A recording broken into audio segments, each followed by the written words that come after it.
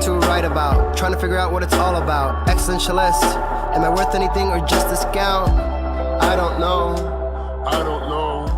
That was great sounds of Watson with Outside. My name is Preston, and I'm with my partner in crime, Long Island raised, Elm City made, EZ BlueZ is in the building. EZ BlueZ. Who do we have with us today on the program? So let's be real. Anything goes. Anything goes. And that could actually be the theme for the next human being in which we are having upon the show. That if we did not see the DNA evidence, we would swear to God there was an extraterrestrial, but only in the Barbarella type of way. So I really want you to sit there and focus upon when the world tells you you are one thing, you do not have to commit to that. The truest self is the freest self. And anyone who can go out there and embrace their true free self, especially when they were already a working piece of art, can truly, truly conquer anything in this world. And for that, I want you to put your hands together, not if you're driving. If you're driving, please keep your hands at 10 and 2. Or you want to know something? Take your hands off the wheel.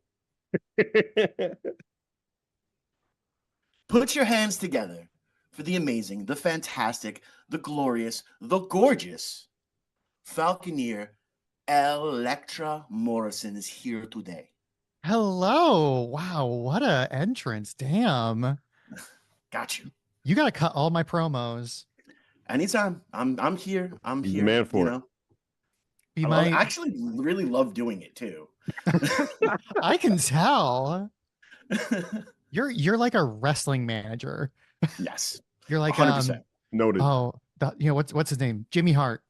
Jimmy Hart. Well, yeah. Well, Yeah, a lot of myself, I I'm down with base Jimmy Hart. myself off of P.T. Barnum, the good stuff. You know.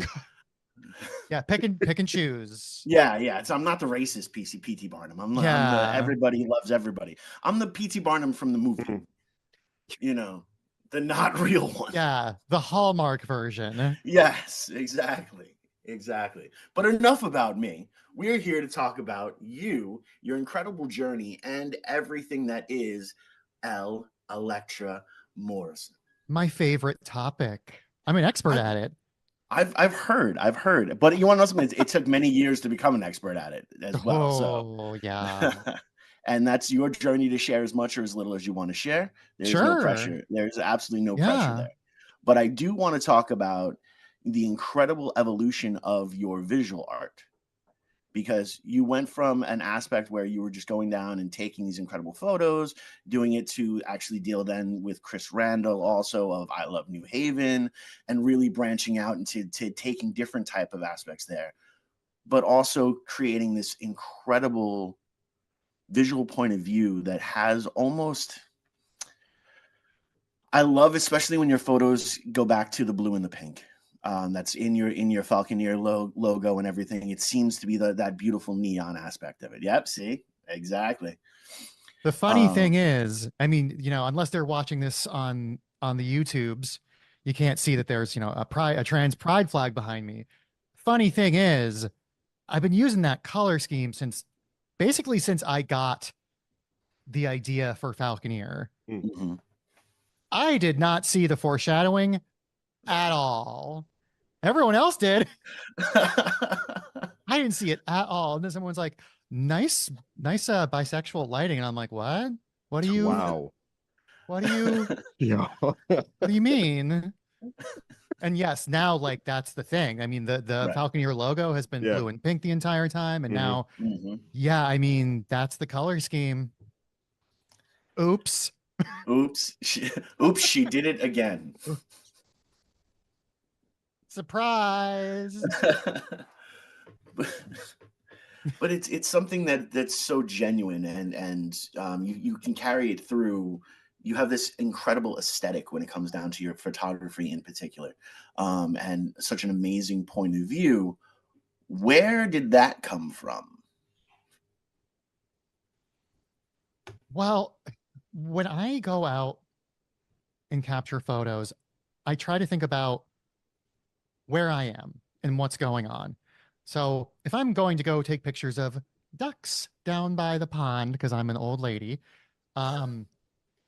I want those to look, relatively natural. I want to capture the natural environment. But if I'm at a place like a Shame Penguin show, I want the photos to reflect the technicolor nature of the music.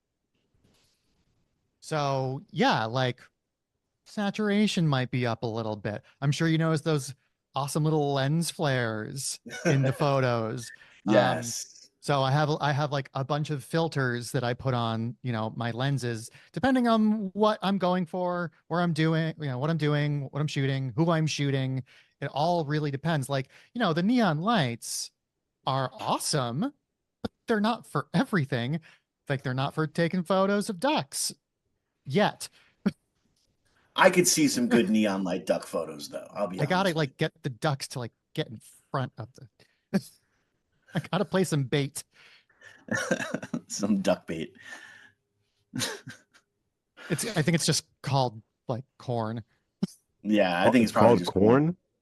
Yeah, that's what ducks eat. Oh, okay. I Peas. thought my brain was somewhere else. I thought we were going like another technical term when you said corn. I mean, I'm sorry.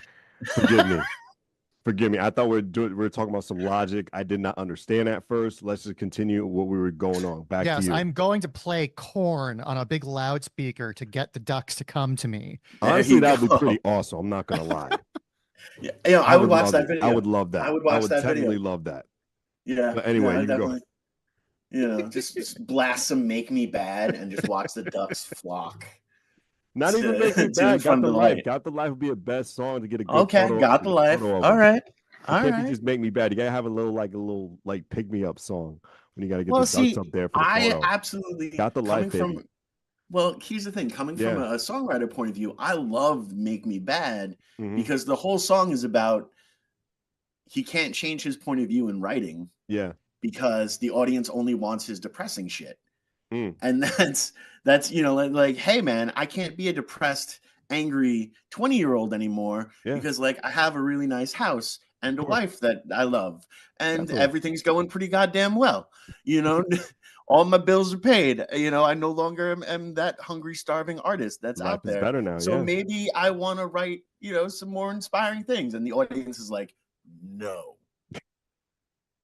No. How dare you evolve? But when you think about it, it's probably people who don't want to escape their traumas. Oh. See? People don't want to fix themselves. Oh, when have we the got person time? who they inspired by already fixed themselves. Have we got time for psychology? We got some time for psychology. Go ahead. I want to see what's inside your head. Go ahead. I'm down with this. Oh, well, I mean, are we going to take a tangent? I mean, I thought you were in the driver's seat, Preston. I don't want to take the wheel. I mean, the show is Preston and Easy Blue, so we kind of like take turns. Sometimes Easy may fall asleep if he took the vape a little bit too long, and we may switch positions. It's true. It's true. It's my social anxiety. Thanks for pointing it out. Hey! I didn't even say that. Well, how about this? Point that out there. Yeah. Once we get into the new music, then we'll talk about psychology. Okay. Sounds like a plan. Fair enough. But right now, we're still talking about the visual aspects. Yes. We're still talking about the photography. Yes. And I want to take this moment to kind of branch a little bit into, some of the music videos you've been putting out. The last one you did with Brian Ember was absolutely amazing and fantastic. Thank you. And gave me such incredible, like, throwback type of vibe. Now, are you looking to stay in that kind of like retro sci-fi vibe for everything that you're doing? Or do you see yourself branching out and, I don't know, maybe giving us like a breakfast at Tiffany's or, so, okay. Or a breakfast club. Interesting. So, yeah, thank you, by the way. The Brian Ember video, 4 seconds, is, I mean, I've made many music videos over the years, but each one I build my skills. It's been, it's a slow thing. It's not like I do a music video every day or even every week. So like the opportunity to really spread my wings doesn't come up terribly often. There's a lot of my clients want something that's much more natural and realistic slice of life stuff, which is great. And I will do that. And I will do that to the best of my ability. But when someone like Brian Ember comes to me and he says, you have no time limit and you have no budget, That is my dream. So we didn't have, you know, it wasn't like rush because a lot of bands, and I love y'all, I love my I clients, know. but a lot of bands come to me with maybe a month to spare, sometimes even less, and that really constricts what I'm able to do. Brian came to me with months and months in advance. He wasn't even sure, like the album was already out, so there wasn't a deadline, and we got together a few times and just made absolute magic happen in his driveway really late at night. And once I got it into editing, that's when the magic really started coming together. Right. And I didn't necessarily have an exact idea, because I don't think any artist going into any project has an exact idea. If you do, I don't know. I don't know how that would feel. Like, if you can have a vision, but like have an exact idea, I don't know how that feels. I'm not that kind of artist. I have a half idea, and then I let the other half of the idea germinate naturally as I'm working on it. So with Brian's video, once I got it into editing and I started fooling around, I was like, oh, okay, I know where this is going now. Yeah. And that's when I started getting into like, okay, we have these awesome classic cars. Well, let's go to that era. Let's go to that time that this 1972 Saab is from. So I was thinking like All in the Family intro, something like that. And then when we had the 50, I think it was like 52 Studebaker, I was like, okay, you know, leave it to Beaver. Like, we're going to go black and white, but still have a very like dreamy aspect to it, very uncanny kind of aspect to it. So personally, I do love, I mean, as you know from a lot of my art and from my Falconeer stuff, like when I produce art, it's from a time and a place. I like to think of it as a future that never was. Some people look at my aesthetic and they call it like synthwave, or they call it what's the other one? God damn it. The one with like statues and neon. Anyways, I'll think of it. But yeah, it's like, it's very like VHS-y, you know? Right. Like 80s, maybe early 90s kind of stuff. And I inject that into pretty much everything that I do, because that's just me. I have this unwavering nostalgia for the 80s, even though I was only alive in the 80s for a very short period of time and don't actually remember a ton of the 80s. I still have this nostalgia for it, just from like reabsorbing all the old music and music videos and movies. And then the 90s, which I do remember most of. But it's funny now, like the younger folks, oh God, I'm old. The younger folks are having the same nostalgia for like the 2000s, which is really interesting. And I get it's all cyclical. Like you reach a certain age, you reach your 20s, and then you're nostalgic for being a kid and like whatever time period that was. But it's really interesting seeing like the same way that like I love VHS, some artists who are younger than me just really like DV handy cams. Like they like that really early digital look, which is, it's just really interesting to me how nostalgia kind of filters your artistic visions or influences, I guess. Well, I mean, it's there's been a huge history of that, because art comes out of our influences, and that's always where things are going to come from.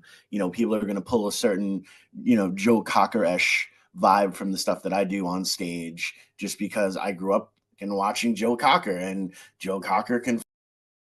So, you know, he looks like he's trying to pass, you know, the Holy Spirit and the devil at the same time when he's singing his heart out.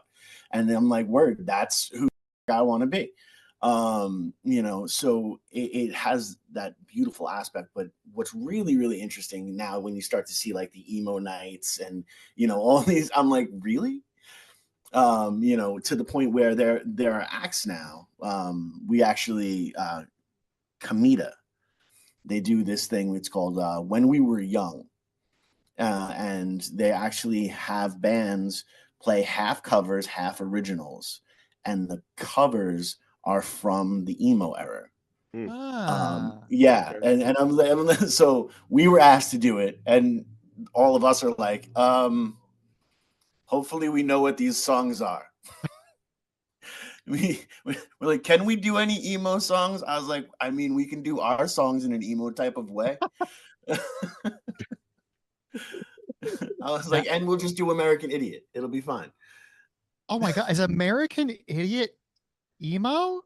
It technically came out in that time frame, and it was the same person that produced that record as the one that produced the My Chemical Romance record as well, that flowed like the rock opera. So I mean, and there's eyeliner, True. This is just, and they were wearing black. it's just kind of mind blowing for me to think of Green Day as emo because I grew Right. up on Green Day, but American Idiot is kind of where I checked out. It's, you know, for me, it's kind of where I tuned back in, but that's just because I'm such a you know, musical whore. I love musicals like ridiculously. So the minute that came into a rock opera, I was like, yeah, this is great. This is how you tell a story. Trust me, there'll be a Shane Penguin rock opera. It'll be stupid, but it'll happen. Oh, I look forward to that. What's your favorite musical, Easy? My favorite musical of all time? I mean, you can go like top 2, top 3. Honestly, going to actually see when I saw Rocky Horror on Broadway, that was fucking dope because there was still that stage interaction, and they brought over all the stuff that we do in the theater, which was real fun. And then you actually had actors you could throw at, which was even more fun. You're like, it's just toilet paper. Oh, that's you awesome. know, so that's a lot of fun. But I'm a huge fan of Godspell, and like a lot, especially just that rock opera type of genre really spoke volumes to me.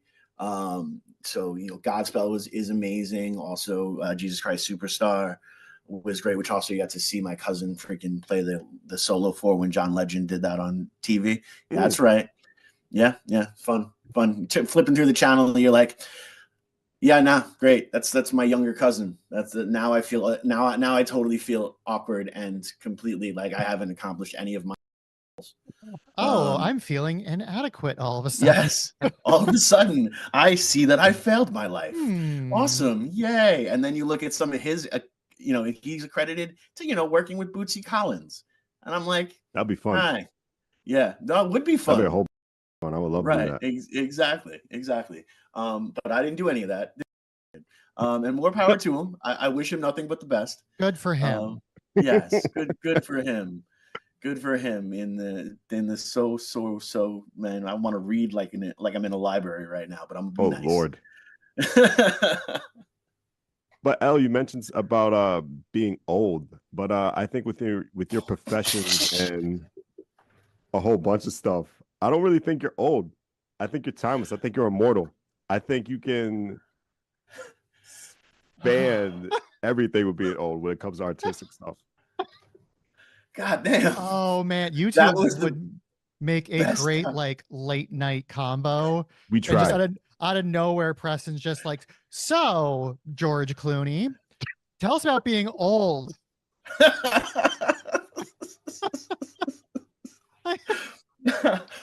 But that was such a beautiful compliment that was underlined throughout that entire thing. That's stating that you're timeless, stating that all the other people can age, you are immortal, saying all these incredible things there. I don't picture you as old. I just don't. Right. No, that's fine. I don't think. I mean, when people say old, I see this angry elderly person just like expanding and talking about regrets and hating everything about themselves and everyone and saying, don't alienate your main demographic. I don't even think it's my main demographic. I don't have that in my. Oh no, they stop listening the minute I open my mouth. They're like, oh, we're done here. We actually had one actually talk about it too. Like, I usually don't like the show because Dustin doesn't know how to talk, but this is a really great avoid episode. negativity. I don't even listen to the comics. I just go. You can't please everybody. It's impossible. It really is. I Oh, mean, I just think you it's go funny. crazy. You're combative. You love going Oh back yeah. and forth with people. You Oh would yeah. go knockout when it comes to debates. You love that. You thrive Oh that. It's in your blood. Me, not my lane. yeah. I ain't doing it. You know it's bad when that's something, one of my children has inherited as well. He's now doing, Yale debate, and they're Oh, saying that if he continues to practice as hard as he's practicing, he might be top 10 in the fucking country at debating people. And it's all because he grew up here, and that's just the way that we WNHHLP 103.5 FM New Haven. That's got to be fun fighting with him. Oh yeah, no, it's great. It's great because there's a couple of times I'm like, all right, just remember, you're a teenager now. Your jaw can get jacked, so just be real careful. Remember, at any point in time, words can be last words. Just make sure that those last words were the ones you wanted to go out on. That's all. All that was given can be taken away, son. I am Alpha and Omega. and that's how I feel about you. I think highly of you. Thank you.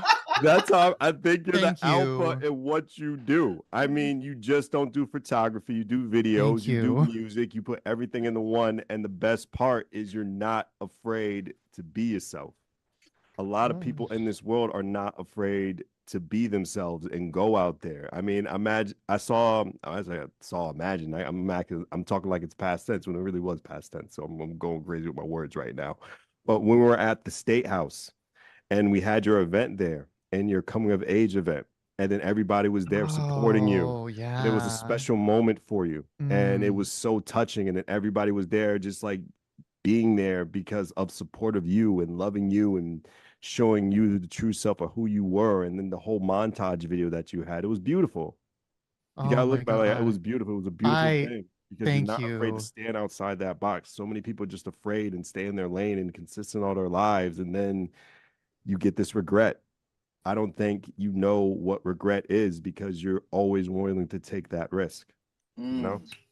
Wow. I mean, I know what regret is, and the regret is that I didn't become myself sooner. Mm. But I feel like everyone has that regret, regardless of who you are, and regardless of how soon or how late you do it.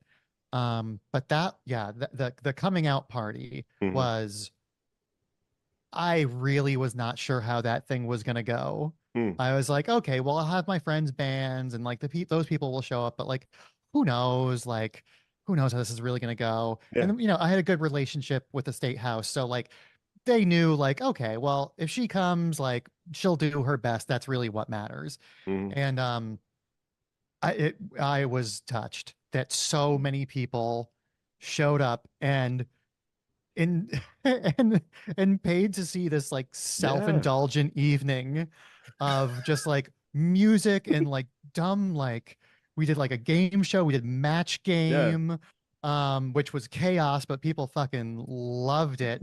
And then the montage, the funeral, Yeah. which Yeah.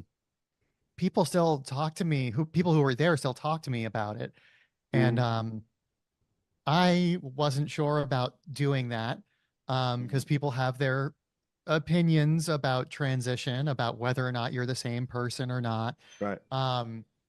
But that came about because my therapist at the time, we were still early in therapy, and my therapist was encouraging me to start processing leaving my old self behind, mourning my old self, if you will. And I started getting really frustrated with her because I'm like, what do you want me to do? Do you want me to just host my own funeral? And then she just kind of like sat there in silence. And I was like, oh my God. Yeah, that sounds like something I do. I'm doing it. And Yeah. and so I did it and bawled my eyes out on stage. And it's not like it fixed anything. It wasn't a light switch, but it did help process, and people really, really seemed to like it. The only bummer was the video that I posted afterwards. It got flagged by copyright because I used what was it? Life in a Northern Town. You got copyright? That I got copyright yeah. hit for it. oh, Not my first time for copyright hits. No. that's a shame. my That's my that So a little side note, a little badge of honor yeah. is you guys know or may not know, I don't know, Mhm. that I do a cover of it's called Axel F. It is the theme Right. song to Beverly Hills Cop. Mhm. And I tried to be very faithful to the song. I played almost exact. Right. And I did it on a live stream years ago, and my whole live stream got flagged by the guy that wrote that song because it was so accurate. And I was like, you know what? I wasn't going to make money off of this anyways. I'm going to take this as a badge of honor. Yeah, no, that's a Got real to. no. That's one of those things that we kind of talk about it all the time. Mhm. Is I call it a greed tax. You hit a point in your career where like right now, SP is not big enough that if we were to cover a song, no artist would be that mad about it or anything like that. But if we were to cover that song and release it, the minute that artist is like, okay, Oh, yeah. buddy, you're infringing on my money, that makes me feel good. And then there are other stupid people out there that, give us freaking cease and desists because, they have a very small weenus. And, our silly little radio show that is totally free to do stops them from making any type of money. And they got so mad. They got so mad. They've got, Megan the Stallion on there, but our show was giving them a problem, so they can invite it. And it's the greatest badge of honor ever, and I love it. In It my also head, gives you a chip on your shoulder. Definitely. when this Not happened, knocking I was like, listen, dude, like, yeah, you wrote a banger. You wrote a banger, but unfortunately, people don't think you wrote that song. People think Crazy Frog wrote that song. Wow. Like, I love him. I love you, Walter. I love you. course. Great song, but like, I mean, unless they're talking about Beverly Hills Cop. Yeah. Actually, I think they're doing a new movie this year. Actually, They are. They They are. are. Yeah, I think they completed the movie. It's gonna come out this year. It's got Beverly Hills Cop 4, Netflix. Oh, it's going straight to Netflix. Okay, Yeah. Oh, yeah. That Good. makes sense. Fantastic. So I'll have a reason to keep playing this. First of all, you should just keep playing the song because it's such a great performance when you do it. Everyone loves Like, it. Yeah, with your little it's just it reminds me of My unique claps. your unique claps, but it actually takes me all the way back to Revenge of the Nerds. Where Yes. they're doing their performance, and then just all Yes. of a sudden, like he puts down his violin and he goes, Oh my God. and Yes. that's the moment that I get every single time you perform that. That's like kind of the vibe I was going for when I started Falconeer. Yes. Like, I'm like, I want this kind of like nerdy Devo-esque thing. And it's kind of evolved, but I feel like it's still that. Like that. Right. That one, it's not even a minute of a song. It's like 40 seconds of a song. Like, that's a banger. Right. No, and definitely, and like I said, it's a great experience, taking it live. But now, since we've already got here, let's talk about diving into the new music, the new aspect, the new Falconeer, and how much Ooh. you now have that freedom to truly be yourself in the forum of music, where some people could say you were being yourself before you got here.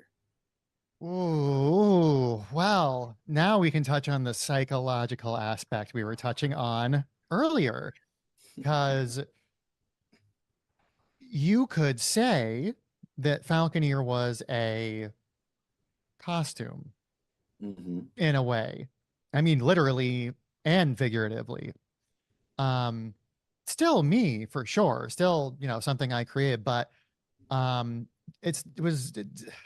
the performances on stage, and I'm sure you feel this too. I mean, really any musician who goes on stage, that like you are possibly your freest self on Glorious. stage. You're not thinking about anything that's been bothering you. You're not thinking about work or dating or bills or like anything. You are focusing on the music and you're just, I don't know, like without getting cheesy, but just like your soul is just open and absorbing the moment. And it's fantastic. Um, so on stage was one of the few times that I really did feel free um, without getting terribly deep. But yeah, like it's it's yeah, it's wild. Sorry, I kind of lost my train of thought there. No, it's Um, it's a beautiful train because when you sit back and you can reflect upon that. We talk about it on the show all the time. The most successful brands out there are just the people that are being themselves on 11 when you have those opportunities. When you're in a situation like this, which by the way, thank you for your transparency and thank you oh for yeah, being so open for that. Like I of course. appreciate that. Having that moment with you means the absolute world to me because you know how much you mean to me as a human being and as a true artist, seeing you blossom into your true self makes me go out there and make sure that I'm fighting to be as different as humanly possible because I don't have those same barriers. And if people like me aren't pushing those barriers of what normal can be, it's a lot harder for people to live their normal self. Ah, man, I'm not going to sit here and tell every artist how to express themselves on stage. Mm-hmm. I was just doing honestly what I was like always kind of just wanted to do. Mm-hmm. Like I just wanted to be that like neon dream superhero on stage. Right. And my influences um that may not have been reflected in the previous album, but are definitely reflected in the upcoming album. My influences are Gabriel, Mm-hmm. Phil Collins, Mm-hmm. um, Prince, Bowie, like anything where there is not just wonderful music, but also theatrics. Always that escape from Right. reality, you know? Yeah. Um, and it's reflected in like all of their music videos too. Like just like Mm-hmm. if you look at any of their music videos, like it's never very real. You know, it's Mm-hmm. always kind of this dream almost, or this painting, or a moving, work of art. Right. Um, like look at Sledgehammer. People Mm-hmm. still talk about that video, Yeah. and he was already out of. I mean, I think he was out of Genesis by that point. I'm not Right. sure, but like, he was branching out on his own, wanted to do his own thing, and did not care how weird he was. Like Right. there's dancing deli chicken in that video. Like Mm-hmm. there's so many weird things, and like it's very possible he's a human being and maybe he said, is this too weird? I don't know. We'll see how it goes. And it's the most iconic, possibly the most iconic video of all time. Definitely Right. one of the most iconic videos of the 1980s. And that's kind of just how I view things. Like there's always that voice in the back of my head that says, "This is too weird. This is too weird. No one's gonna identify with it." But then you kind of exercise that muscle. You Right. keep doing that over and over and over again. And I still have that voice, but I Mm-hmm. don't really listen to it anymore. Right. You know what? I've been doing my own thing for long enough where it doesn't really matter. It makes me happy. Right. And you hear this all the time. Who said that? It was some producer. I just heard it recently, like one of the most famous producers. He said, "Don't make art for other people." Right. And that's, I mean, am I famous? No, but but Right. it's I think it's true because when you make art for you, you're being true to you. If you're making art for other people, you're just pandering. You don't Right. really want to do it. So that's kind of always been my thing. And my current kind of not worry but question is the old album, like Hmm. certain people really liked, and the new album is very different. I mean, I sent over the songs. I don't know if you guys got a chance to listen, but they're of the same. I don't know. They're both still Falconeer, Right. but they're very different. And the old album was just like almost just kind of electronic dance music. This new one is there's vocals, Hmm. there's lyrics. I have things to say, I have feelings to express. The compositions are different. There's different influences. So the voice in my head now is like, well, are the people that like the old one gonna like the new one? Because it's definitely not more of the same. And what risk am I running? Am I alienating, my 900 Instagram followers? Right. Um, but it doesn't matter. Right. This is art for me. This is Hmm. me processing life through the medium of music. Right. And it's one of the most beautiful things. It's a matter of whether it resounds with the people that were there before, it's going to resound with the people it's meant to resound with.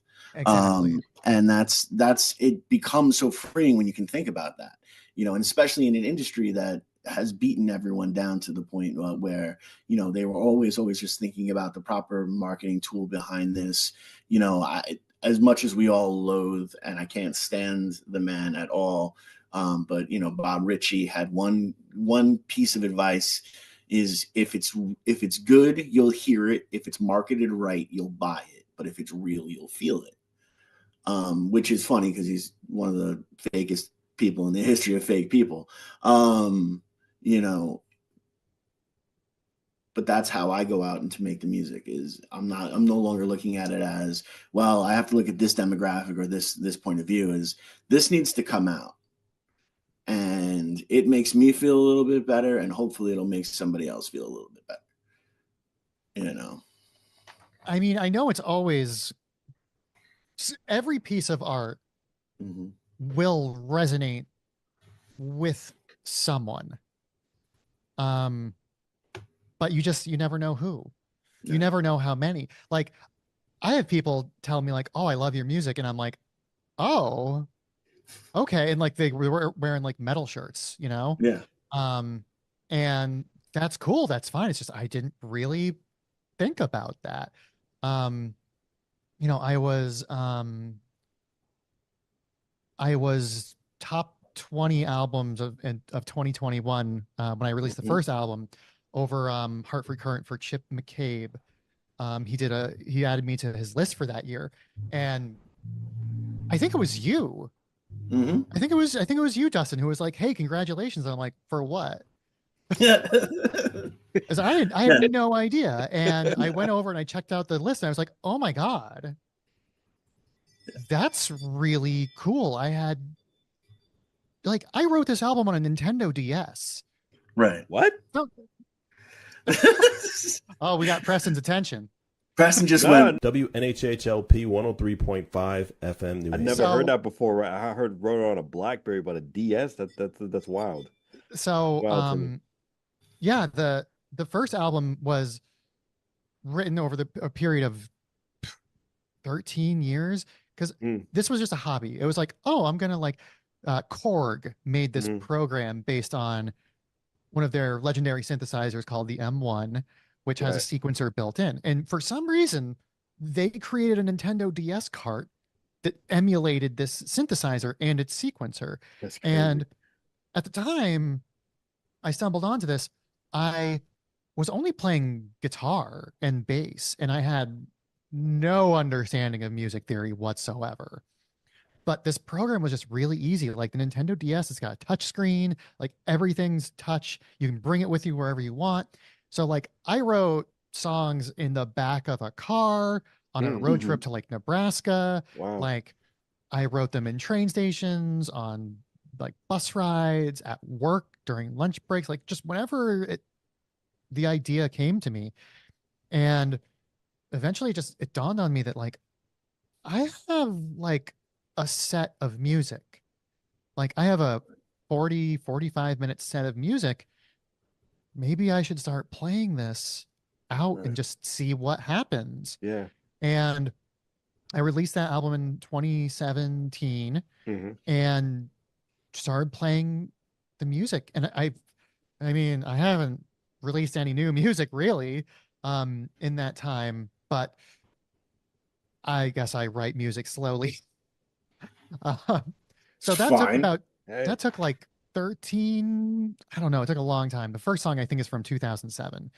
Wow. So this album is coming together quicker. It's only about, let's see, beginning of pandemic, so 4 years ish. Still coming together. But yeah, it was on a Nintendo DS.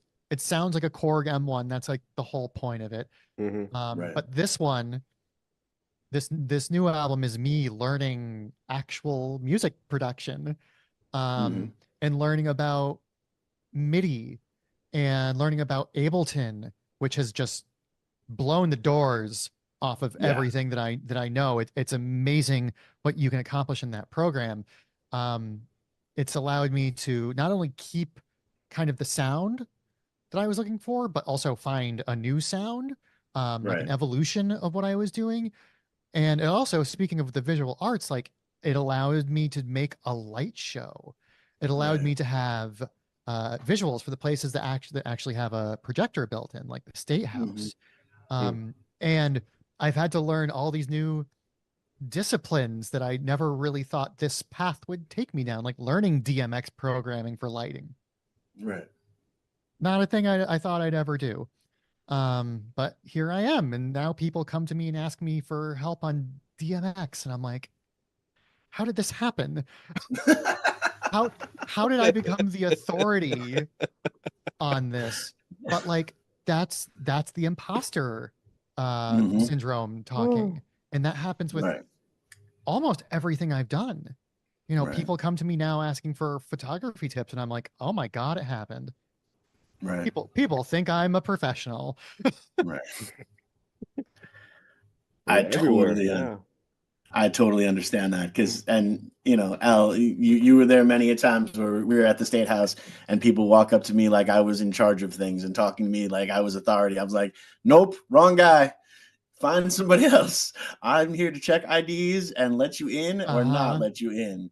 Like they're like, no, but you. I was like, no, I have no idea. Don't talk to me like that. Only to realize that, you know, maybe putting these type of events together and, you know, running that type of establishment itself is what I need to be doing with life, you know, because it was so natural. Yeah, I said it. Oh, dropping bombs. I said it. It's gonna happen. Whether it's gonna be a not-for-profit, all-age venue or an actual venue, it will happen within the next couple of years. It needs to happen. Not only does the city need it, but I need to be able to help establish that for the city. I feel like that's the part of the story that I still have to write out here in New Haven. So that I can see that happening. I would love to see that happen, actually. Where were we? We were in awe. We were in awe with everything. We were all in Easy's venue, and we were all in awe of your success and being the go-to person when it comes to digital. But you know, it happens. We were just in awe in that moment. You do. I tell people this all the time when they come to me. They're like, how do I start doing this? How do I start doing that? And I'm like, listen, just if you do the thing long enough, you become the thing. Yeah, just start it. Like, do it. People started calling me a photographer, and I'm like, no, what are you talking about? And then like I go back into like my archive and like, oh yeah, I've taken a lot of photos. I guess I am a photographer. Right. Music videos, same thing. Music, like Mhm. I still don't even think of myself as a musician. And then people Right. call me, and then Wow. I wind up being nominated by the New England Music Awards, and I'm Mhm. like, Yep. that was also a out of left field. Didn't even like That was also me. that was I was also also you. the one. I was like, hey, congratulations. Yeah, I'm the congratulations guy. because it's the imposter in the imposter Right. syndrome. I never think I'm good enough to wind up on these lists or wind up with these nominations. And now I'm like, well, wait till they get a load of the new stuff I'm writing. Like you know. almost gave an award to an album written on a Nintendo DS. You're gonna Exactly. you're gonna love the new stuff. But that it's so freeing, and again, like, it's one of the reasons why I love playing shows with you. One of the reasons why it's a great energy to be around, and I love seeing you at shows. Because you're owning these type of moments, and they're just these. A lot of people let them pass by, but you really have become remarkable at holding your moment. And I just want to give you your flowers for that. Damn, remarkable. I'm gonna add that to the website. Please do. Remarkable. Wow. Thank you. You're welcome. You're not too You're bad welcome. yourself. Meh. I am just a humble penguin. I am just a humble penguin. He tries. He tries That's every it. now and I then. try. That's all That's you it. can I do. try. That's it. I'm like a broken clock. Right, twice a day. Yeah, exactly.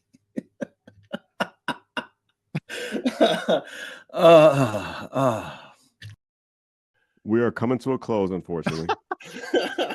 Did we touch on everything? I didn't think we touched on everything, but we touched on a lot. We Yeah, definitely touched on a lot. I would love to have more conversations like this, but we definitely touched on a gladly. lot of great topics. And I just want to know, just please give out some encouraging words for Oh, this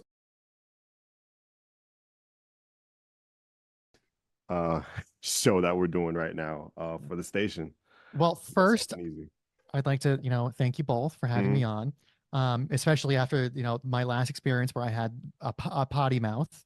And funny enough, I don't think I've sworn this entire time. The Listen, irony. I've been taking Yo. advantage of this new format. Yo, let me just touch on that real quick.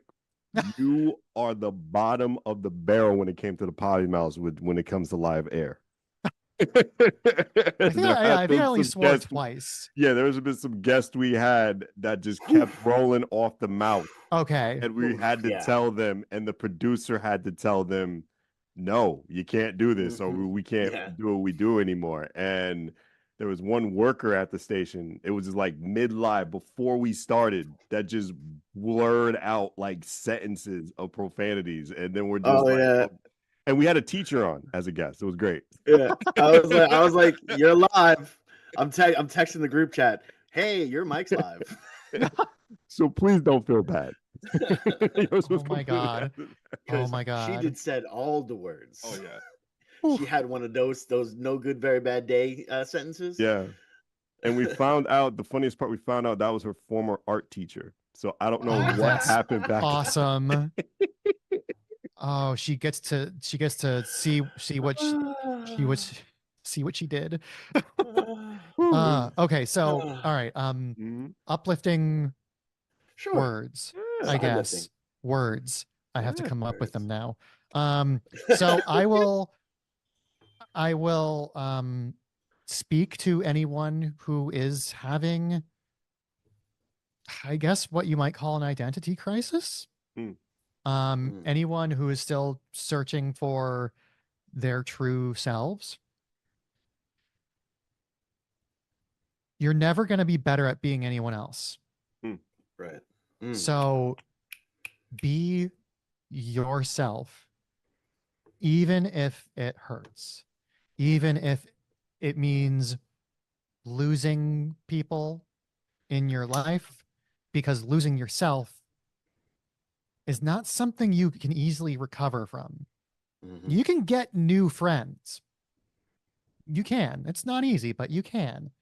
But betraying yourself hurts so much more than upsetting or mildly inconveniencing other people. Hmm. So Mm. whatever it is, whether it is your art or who you are as a person, be true to it Mm. and work every day towards it, and don't listen to what anybody else says. No argument. Valid. L, Thank we you. appreciate you. Really do. Thank you again. Thank you so much for having me on. No doubt. Of course. Myself, Preston, and my partner in crime, Long Island Raised, Elm City Made, BlueZ.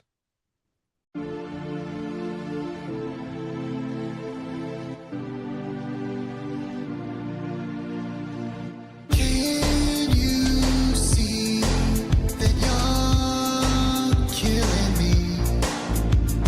Can it be that you're loving me? You lead me to wander, to seek, to search.